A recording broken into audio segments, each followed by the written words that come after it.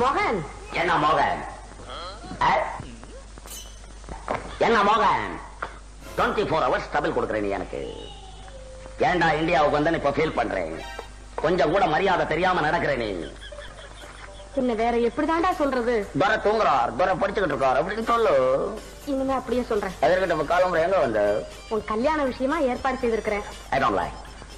எனக்கு கல்யாணம் எதை பத்தி நீ பேசக்கூடாது சொல்லி வச்சுட்டேன்.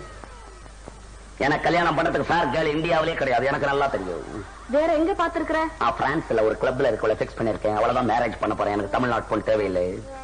ஏண்டா தம்பி இப்படி எல்லாம் பேசலாமா? என் மூச்சு இருக்கிறப்போ இப்படி ஒவ்வொருத்தர் மூச்சுக்கும் கல்யாணம் பண்ணிக்கிட்டு என் மூச்சு என்ன வருது?